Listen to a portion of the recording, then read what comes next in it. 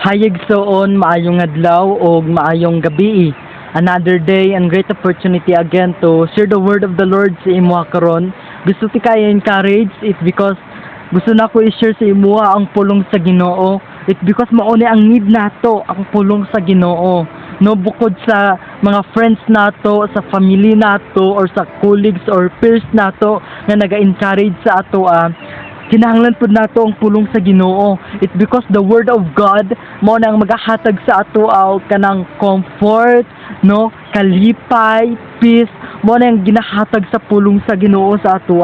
And ang akong i-share sa imo karon nga pulong sa Ginoo igsoon, makita sa Ephesians chapter 2 verse 8. Ana ang pulong sa Ginoo kay pinaagi sa pagtuo na luwas kamo tungod sa grasya sa Dios, dili kini inyong buhat kun dili gasa sa Dios.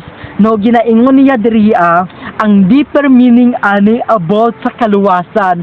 No, ang pulong sa Ginoo very clear kayo sa Ephesians chapter 2 verse 8. Giingon niya pinaagi sa atong pagtuo kay Jesus na luwas ta, no. Kini nga pulong sa Ginoo dili ayon ni siya big deal sa ato.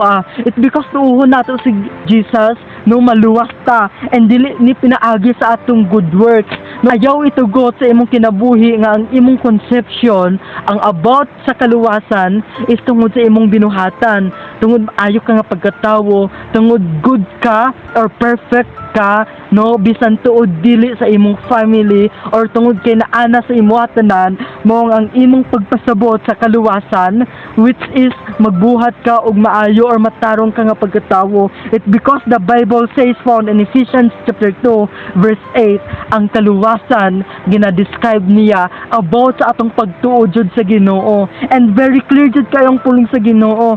No, kung dili nato tuuhan si Jesus as our Lord and Savior, then dili ta maluwas. And the Bible says very clear jud kaayo sa Ephesians chapter 2 verse 8 gina-remind niya, no, pinaagi sa atong pagtuo. That's why brothers and sisters, if ikaw ang tawo or ikaw ang mga lagad sa Ginoo karon or ikaw ang tawo no nga wala pa nakaalagad sa Ginoo karon, I tell you the Bible says tuuhi si Jesus. Tuuhi si Jesus as your Lord and personal Savior. It because through Him maluwas ka for eternity. No, wala niya giingon diri ang kaluwasan for temporary.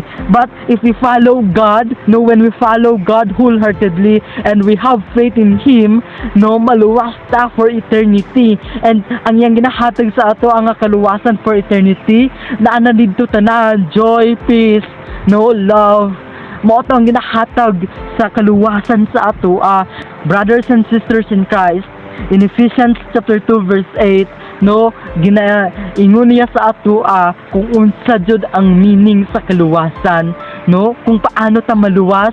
Ginaingon niya diri ang kaluwasan dili pinaagi sa atong buhat. Ginaingon niya diri ang kaluwasan pinaagi sa atong pagtuo.